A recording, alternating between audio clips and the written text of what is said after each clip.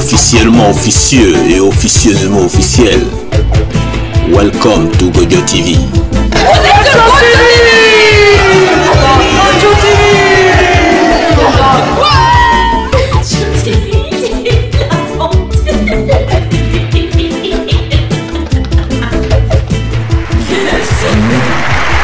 Politique.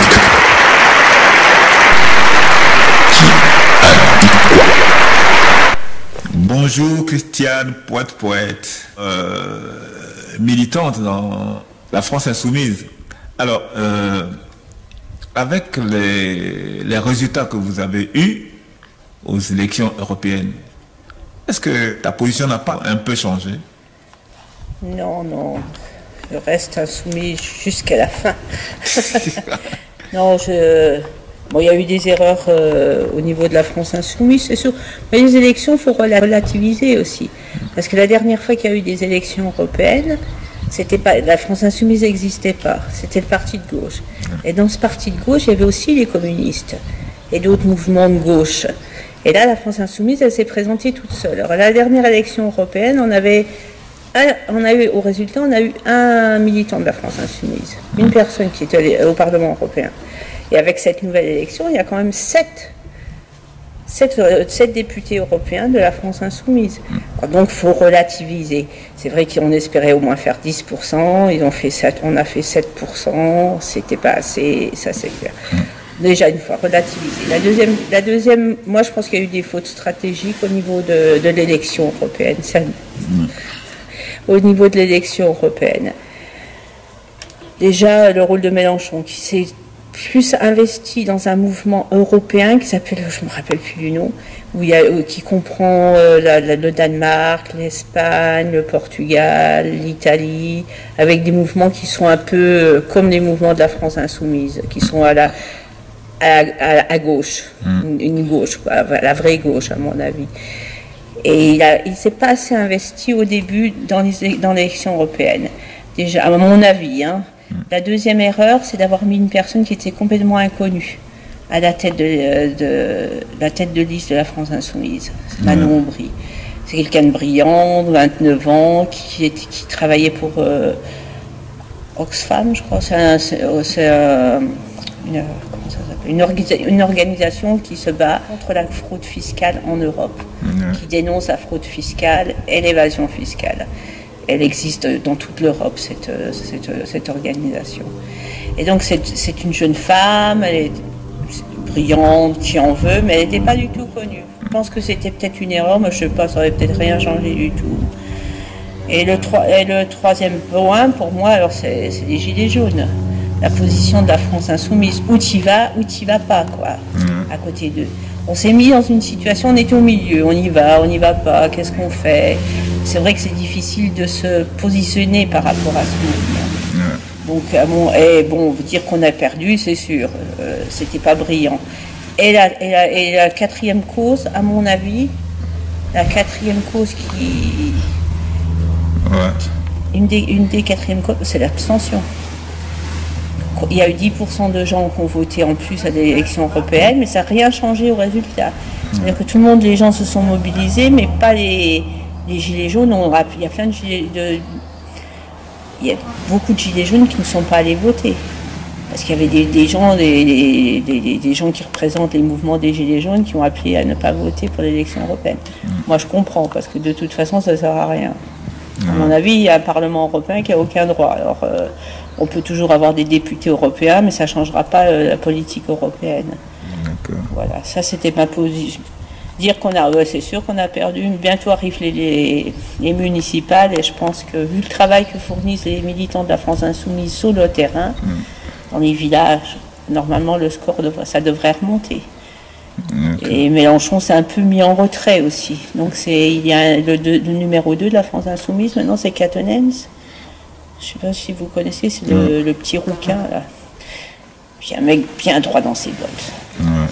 Qui ne trimballe aucune casserole. Et donc je vais en venir aux gilets jaunes. Parce que c'était vraiment le grand mouvement de cette année. C'est quand même de l'année dernière, c'est quand même depuis un an, c'est les gilets jaunes. Bon, ces gilets jaunes, moi je connais des gens qui sont gilets jaunes dans ma famille, mais c'est des gens de la France insoumise aussi. Alors, insoumise, c'est des gens qui ont voté pour Mélenchon à l'élection, à la dernière élection. Donc ils ont commencé à être gilets jaunes, mais le problème des gilets jaunes, c'est c'est un problème rural, c'est pas un problème. Si je comprends bien, dans les gilets jaunes, il y a l'extrême gauche et l'extrême droite. Et un peu tout. Tu vois, le mouvement des gilets jaunes, déjà, c'est un mouvement citoyen. C'est déjà, et les gens ont commencé à se mobiliser à cause de l'augmentation des taxes sur l'essence. Ça a commencé comme ça. Parce que quand tu vas dans les grandes villes, ils ont beaucoup moins de poids, les gilets jaunes, parce que c'est vraiment un problème rural. Ça veut dire que quand tu es sorti des grandes villes en France, même encore, ça dépend de quelle grande ville, il n'y a pas de moyen de transport. Si tu n'as pas de voiture, tu ne peux rien faire. Alors donc, en augmentant le prix de l'essence, ça veut dire que c'est toujours les mêmes, les plus pauvres, qui trinquent. Et donc, c'est l'augmentation de l'essence, c'est l'augmentation de l'électricité, c'est de l'augmentation, mais c'est surtout l'essence. Et cette taxe a fait que les gens se sont retrouvés sur un combat, le même combat, c'est lutter contre l'augmentation des taxes. Et ça a pris de l'ampleur, parce que Macron, il n'a rien compris au problème. S'il avait été un peu plus intelligent, on n'en serait jamais arrivé à avoir un mouvement pareil. Il avait qu'à supprimer l'impôt sur les grandes fortunes. Il supprimait l'impôt sur les grandes fortunes, il n'y avait plus de gilets jaunes, je peux te dire. Parce qu'on sent bien qu'il y a un problème d'inégalité dans ce pays. Il y a des riches qui s'enrichissent d'une manière. Arnaud, il est devenu la deuxième fortune mondiale. Ce mec, il a gagné en un an, il a gagné 40% de plus. Alors qu'on demande son capital. Alors ça veut dire que les Français, on leur demande sans arrêt de serrer la ceinture, et les riches, on leur enlève leur impôt sur la grande fortune. Le CICE, c'est les grandes entreprises, elles se retouchent de l'argent pour pas licencier, mais ça licencie quand même. Macron, on l'appelle le président des riches. C'est le président des riches. Il a été élu par ces multinationales et toutes les banques. Alors comment veux-tu qu'il fasse une politique pour les pauvres? La France s'appauvrit, ça c'est clair. Et donc ce qui s'est passé avec les gilets jaunes, c'est que les gens ils se sont retrouvés dans des... Moi je parle de ma région, tu vois, je viens de la Lorraine, et mes sœurs me racontaient, tous les samedis ils se rencontraient au rond-point. Et le rond-point il est juste en face du centre commercial.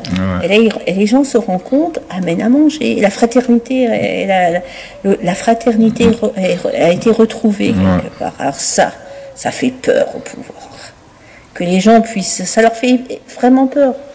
C'est vraiment quelque chose qu'ils n'arrivent pas à contrôler. Que les gens se mettent ensemble pour lutter, ils ont vraiment peur de ça. Moi, j'ai vu mais même, tu voyais à la télé, des reportages, les gens qui faisaient la fête. C'était pas... Et à moi, à mon avis, ce mouvement, peut-être ça va durer, mais je suis assez sceptique quant aux gilets jaunes. Parce qu'il faut des structures dans un mouvement. Et penser que tu vas changer le monde sans violence, moi, j'y crois pas du tout. Ils étaient quand même ils sont bien gentils, les gilets jaunes. C'est des pacifiques. Bon, on les met tous en prison, ça c'est clair. Tu fais un doigt d'honneur à un flic, tu vas en prison. Tu dis merde à un flic, tu vas en prison. Tu manifestes sans rien dire, tu vas en prison. Il suffit que tu sois pas sur le bon trajet. Et là, c'est vraiment d'une grand n'importe quoi. Et en revenir à l'extrême droite, c'est vrai que l'extrême droite, surtout au début, l'extrême droite a essayé de récupérer le mouvement des Gilets jaunes.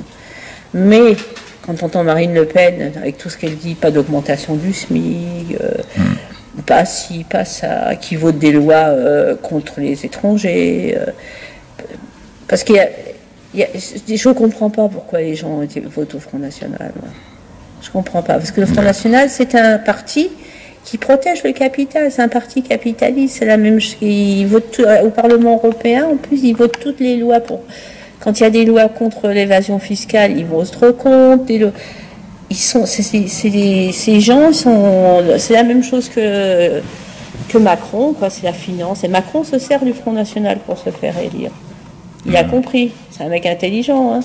Il a compris qu'en dressant les gens les uns contre les autres, mais ils le font tous, et s'allier, faire monter le Front National à chaque fois au moment d'une élection, Les gens, ils ont tellement peur du Front National. Il y a ceux qui ont peur qui vont voter pour lui. Ouais. Et puis il y a ceux qui voteront toujours, ceux qui sont contre qui vont voter au Front National. Parce que les élections européennes, c'est le Front National qui les a gagnées. Ouais. C'est pas En Marche. Ça, c'est clair. Et à la télé, quand tu vois la télévision en France, tu rêves parce que tu as l'impression que c'est En Marche qui a gagné les élections européennes. Mais c'est le Front National qui a gagné les élections européennes. Bah, quelle télé télé moi je passe pas sur des télés, moi. Non mais... Quand même, ce qui va suivre, Ah ouais, c'est vrai. elles sont deux, elles sont magnifiques et elles vont vous envoûter, messieurs Elles sont dames. pétées de talent. C'est ça. Messieurs, dames, faites du bruit pour Mong. Mong.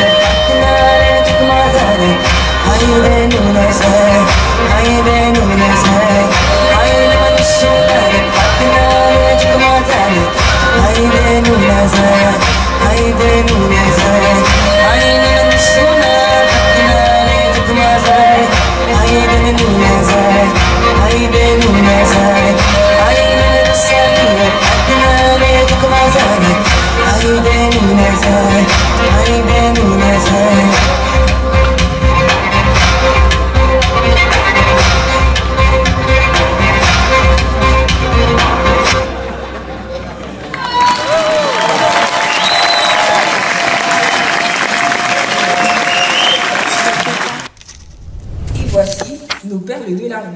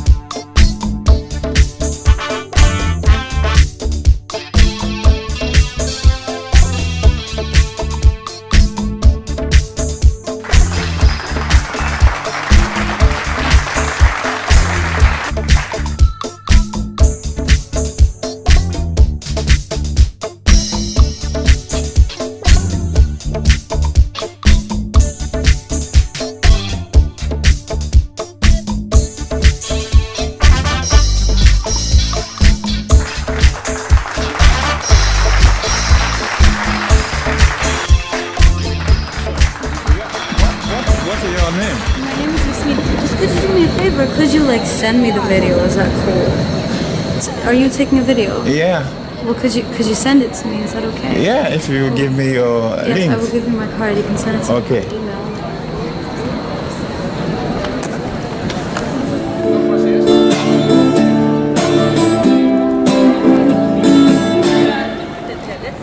You say you're stubborn and I never give in. I think you're stubborn, such a always often lame. You say I'm selfish, I agree with you, and I think you're giving out and wait so much and you die. I say we've only known each other, you say I know you longer, my dear. To be so close, I like to be alone. I like to sit on chairs and you prefer the floor. Walking with each other, think we'll never match it up, but we do. Yeah, we do, yeah, we do. Yeah, we do,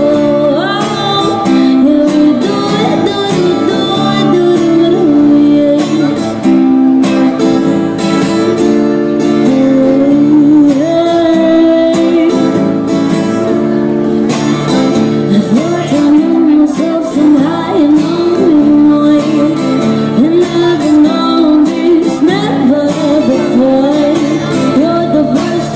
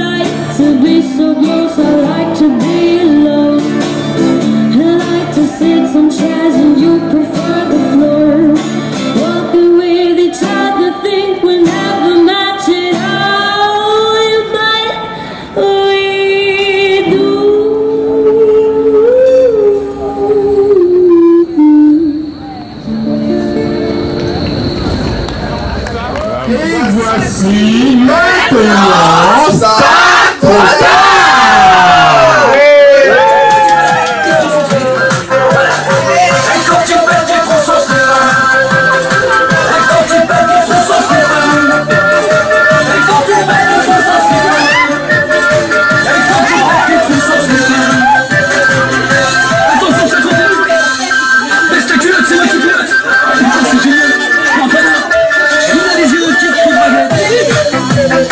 Il est taillé comme une arbalète. Réfléchis ensuite. Il s'appelle Sofiane. On l'applaudit très fort s'il vous plaît. On voulait bien vous voir de face. Merci Sofiane. Merci beaucoup.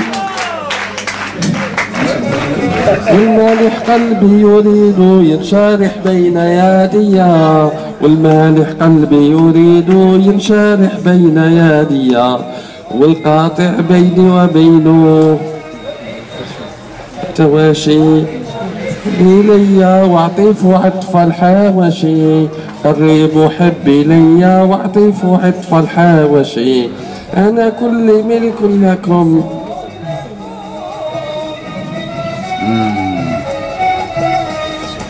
أتي أنتم لمن أنا عبد اشتريتموني رخيصا بلا ثمن.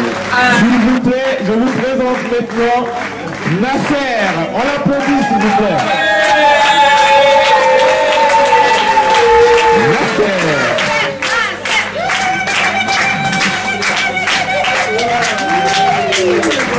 Merci Nasser. حبك من قلبي يا قلبي انت عينيا حبك من قلبي يا قلبي انت عينيا حد العناطر محبوبي ناطر كسر الخواطر يا ولدي تهان عليا كسر الخواطر يا ولدي تهان عليا بالطل بتلوح والقلب مجروح ايام عالبال بتعن بتروح ايام عالبال بتعن وتروح تحت الرماني حبي حكاني سمعني غناني يا عيني وتغزل فيا سمعني غناني يا عيني وتغزل فيا.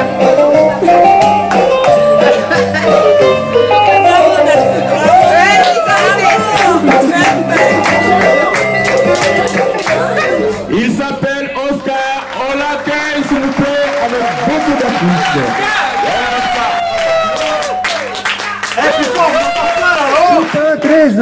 Chupa Teresa, que este gelado gostoso é feito de framboesa. Chupa Teresa, que este gelado gostoso é feito de framboesa. Há gelado de morango, baunilha e abacaxi. As garotas do meio-airo vêm todas chupar aqui. Há gelado de banana, um fruto da natureza. Mas aqui tenho um gostoso que eu guardei para a Teresa. Chupa Teresa, que este gelado gostoso é feito de framboesa. Chupa Teresa, que este gelado gostoso é feito de framboesa. Et voilà, c'est fini. Ça veut dire quoi? Merci, Oscar. Bah, c'est quoi? Ça veut dire quoi? Je vous présente Tina, s'il vous plaît. On l'accueille. Tina,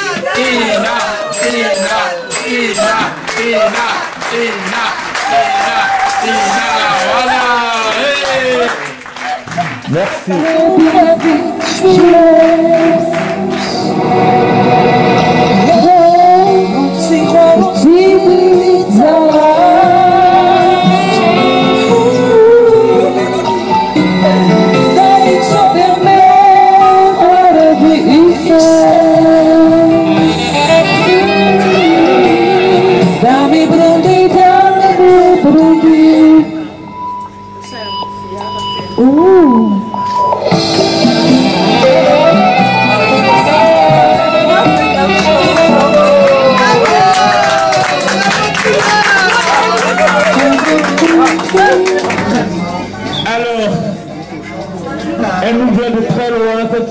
chanteuse. Elle s'appelle Yasmina. On l'applaudit très fort, s'il vous plaît. Yasmina, superstar.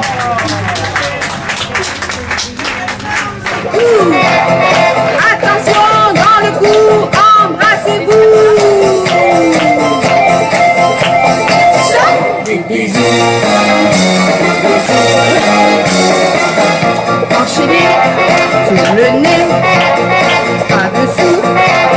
Attention sur le nez, embrassez-vous. Des bisous.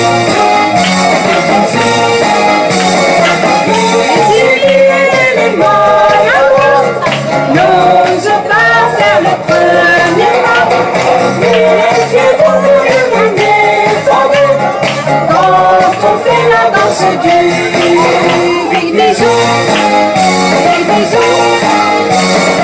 Émotion, un frisson sur la bouche. Attention sur la bouche, embrassez-vous.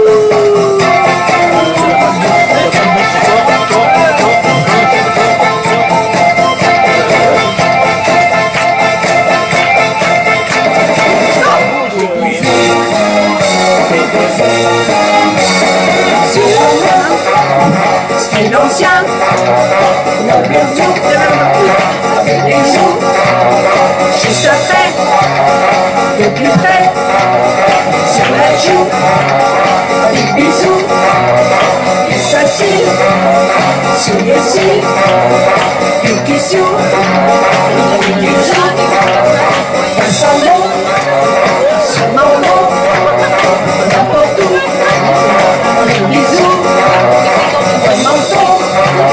Sur mon corps, un petit coup, des bisous, tous ensemble, sur la jambe, sur le genou, des bisous, le nombril, le compris, des bisous, à la fin, plus besoin que je dise, des bisous.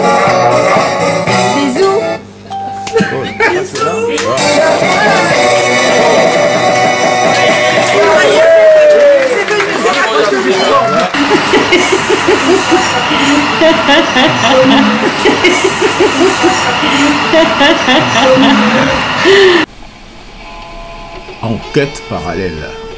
Aujourd'hui, Pierre Merech, réalisateur. Bonjour Pierre. Tu fais partie des Gilets jaunes, toi. Comment est-ce que tu les as rencontrés? Tu peux un peu nous parler de ça? Oui, alors je ne pense pas que ce soit juste de dire qu'on fait partie des Gilets jaunes parce qu'il n'y a pas... c'est un mouvement où il n'y a pas de carte d'adhésion. Enfin, on peut prendre un timbre et on peut adhérer. Donc en ce sens-là, je ne sais pas si c'est un grand sens de dire qu'on fait partie d'un mouvement d'un Gilet jaune. Alors on peut mettre un Gilet jaune et dire qu'on en fait partie. Alors moi je ne le fais pas parce que justement je trouve pas ça très intéressant que les gens disent qu'ils sont ou ne sont pas Gilets jaunes ou quoi que ce soit d'ailleurs.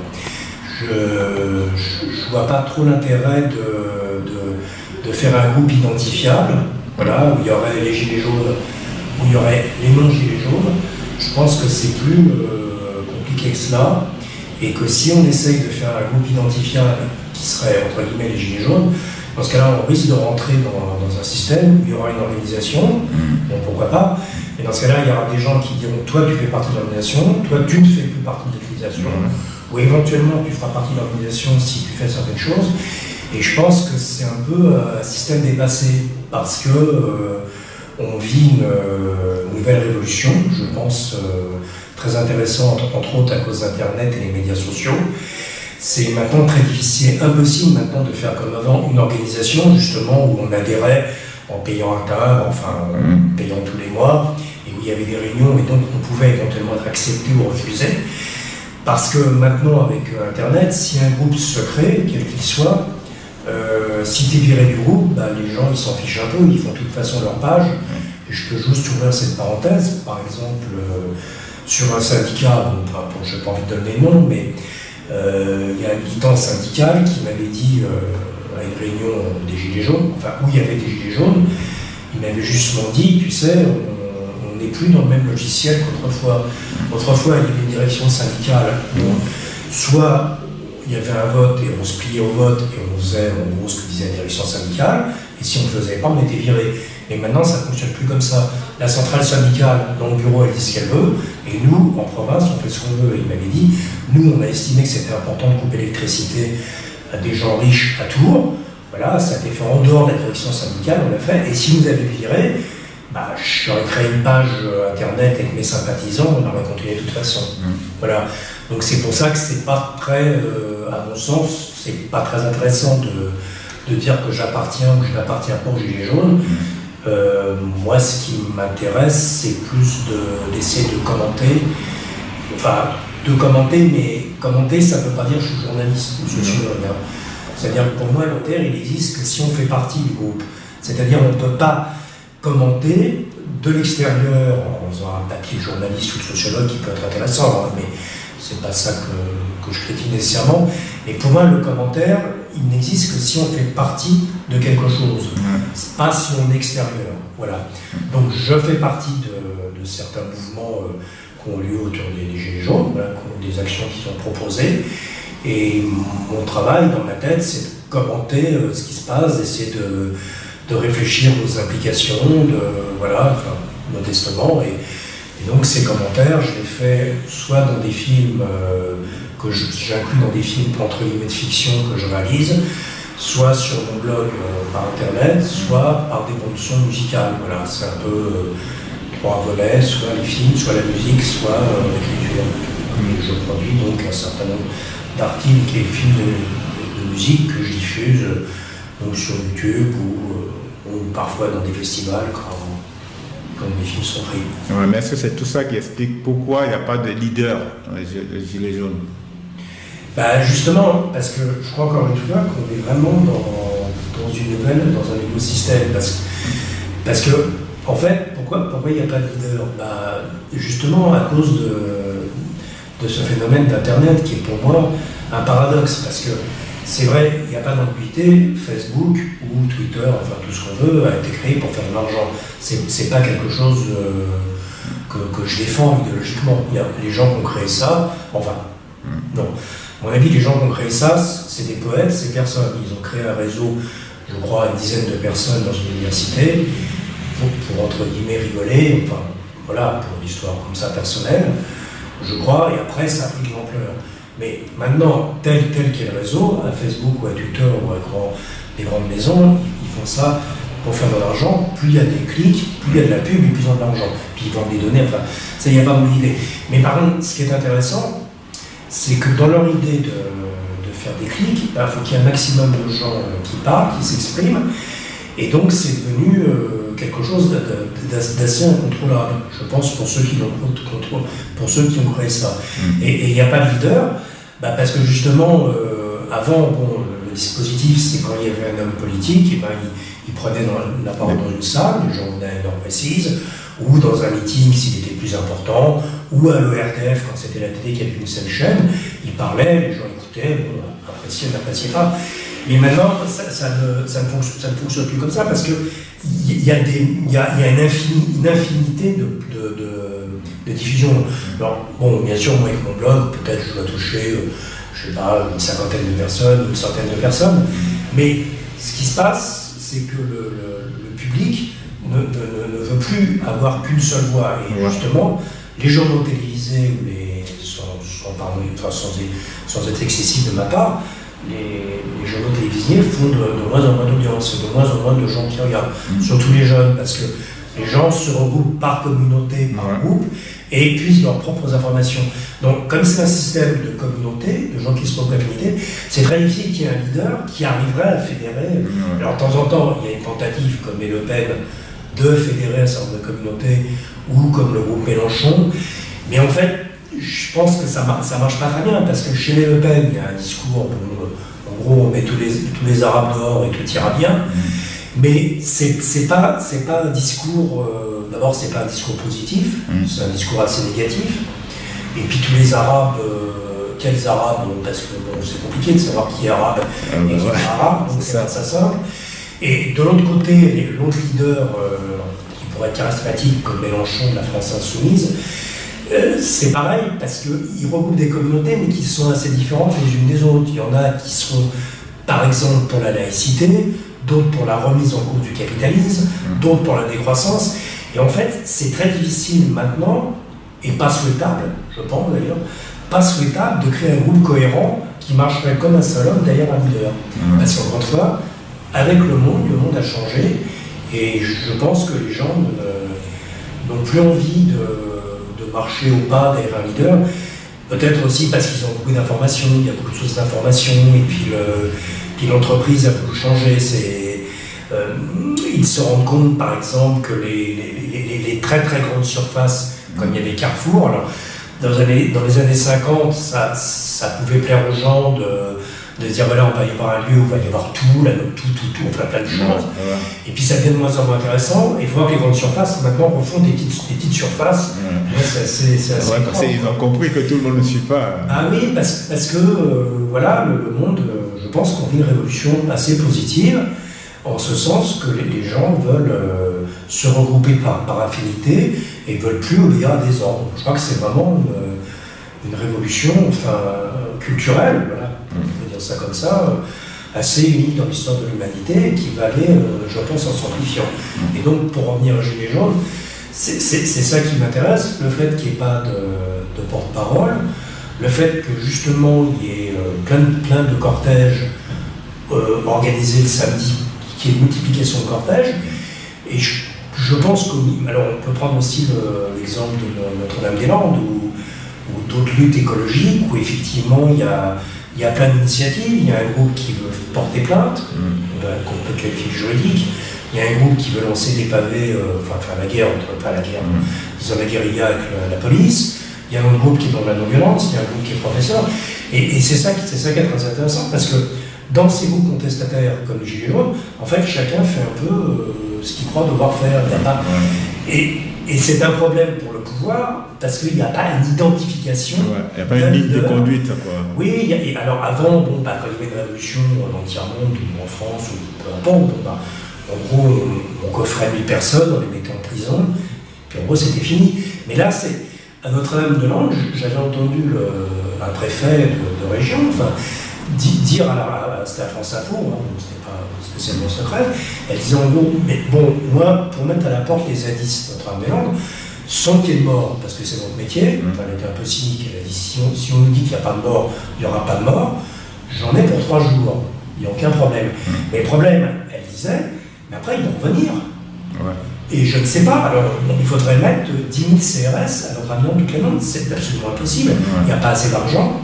Et elle a ajouté en plus de ça, il y a des gens de Notre-Dame-des-Landes qui sont d'accord pour négocier, c'est-à-dire pour dire voilà, on va faire une association, là on fera une association et on fera ça à la place de l'aéroport. Bon. Mais quand je les reçois en tant que préfet, ils disent nous on va signer avec vous, mais les autres, les autres je ne sais pas, je ne les connais pas, et c'est pas pour foutre le bordel, c'est pas qu'ils ne les connaissent pas, mais c'est encore une fois ça qui est passionnant dans ce projet jaune, chacun fait son propre programme et fait ce qu'il croit devoir faire là. Ça peut avoir... Bon, moi, je ne m'en cache pas, ce que je regrette. C'est vrai que j'ai trouvé assez dur que Finkielkraut, on l'a pas exactement traité de sale juif, j'ai écouté la bande, c'était pas sale juif, c'était retourne dans mon pays, à bas Israël. Bon. Alors, en théorie, je me dis que ça n'a pas d'importance, parce qu'il n'y a pas d'organisation, donc si quelqu'un nous a dit ça, c'est son problème. C'est pas pour autant que moi je l'approuve. Voilà, c'est-à-dire, je suis dans l'idée que, voilà, pour moi, j'en ai parlé avec d'autres copains de Gilets jaunes, on pense que quand on fait une réunion, tout le monde peut venir, on ne va pas mettre un leader à l'entrée. Bon, alors s'il y a des gens antisémites, racistes qui viennent, j'y peux rien. Donc je pense que la position juste, c'est de leur donner le micro et de leur dire, qu'est-ce que tu as contre les juifs, qu'est-ce que tu as contre les arabes. Et alors, moi, les retours, peut-être que je suis un peu naïf, quand ça s'est passé comme ça à Lille et à des Gilets jaunes, Et ben la personne, en fait, au bout de 2-3 minutes, elle n'a rien dit, elle a dit qu'elle n'avait pas grand-chose à dire, mais qu'elle nous rendait hommage parce qu'on l'avait laissé s'exprimer, on ne l'avait pas traité de nazi, et qu'en fait, elle était assez touchée et qu'elle ne voterait plus jamais pour des gens d'extrême droite. Parce que nous, on propose autre chose.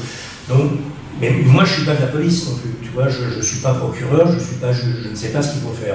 Mais moi, en tant que militant, je pense qu'il faut créer des espaces de parole, qui seraient les gilets jaunes, où chacun dirait ce qu'il a à dire, même des choses que moi je trouve épouvantables, aux juifs, enfin les arabes d'or.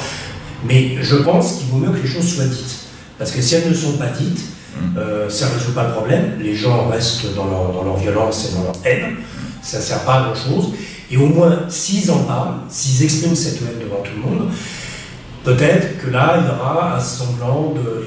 Peut-être je suis naïf, hein, mais ils verront que les gens ne comprennent pas trop, enfin, et ils se sentiront libérés de leur haine.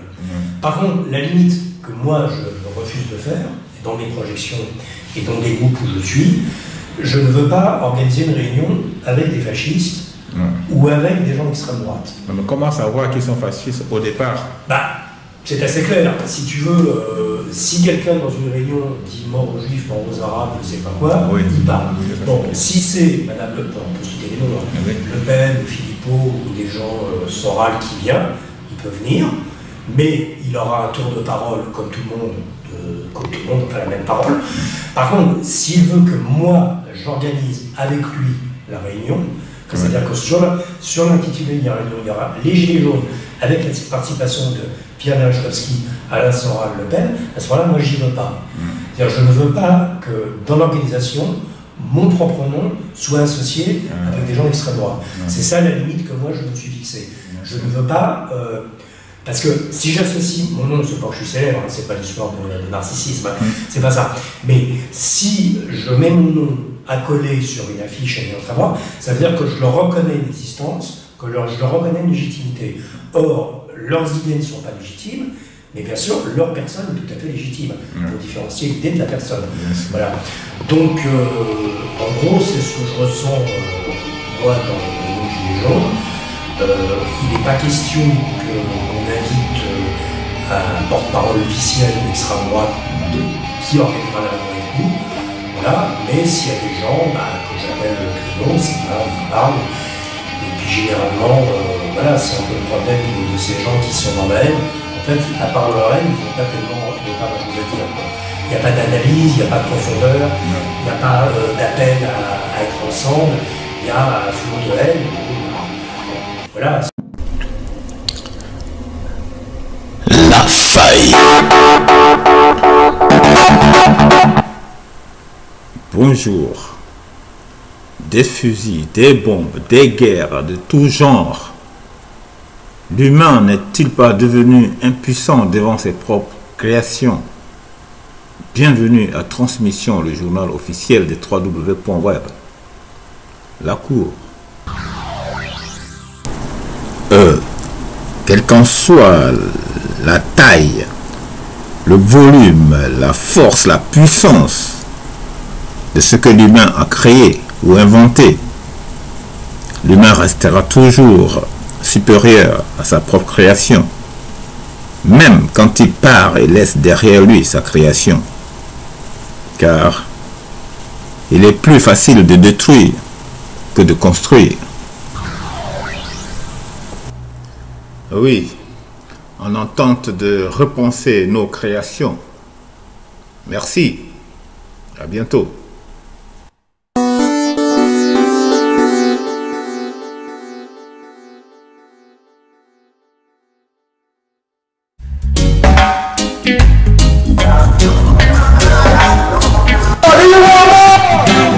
Bonjour, c'est Loana pour votre mini-festival reggae. Reggae music, international. Pour les noirs, pour les blancs, les petits, les grands, les gentils, les méchants, tout le monde à l'attention.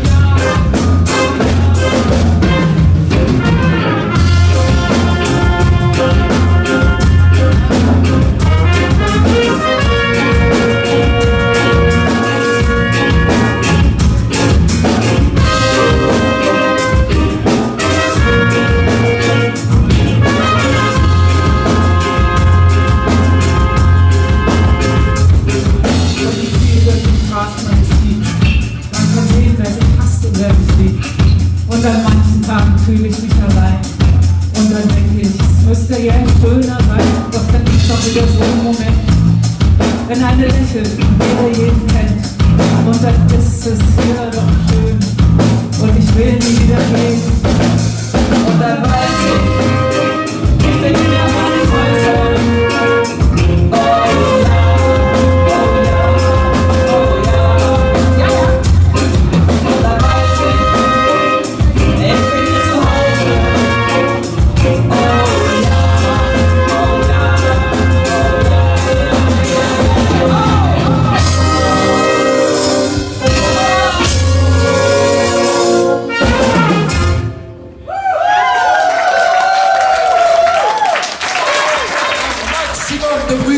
Pour monsieur, il commence!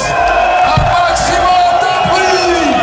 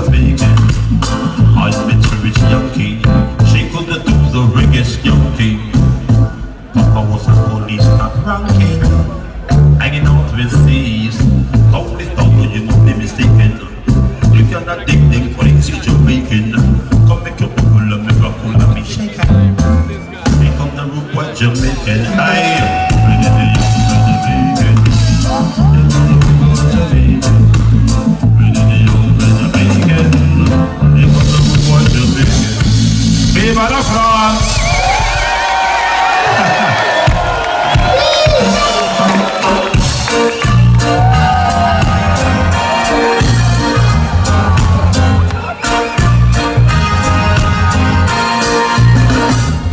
Oui, normal. Ça va? Quel bonheur! J'arrête, il se fait aller, j'arrête! À bientôt sur Mojo TV.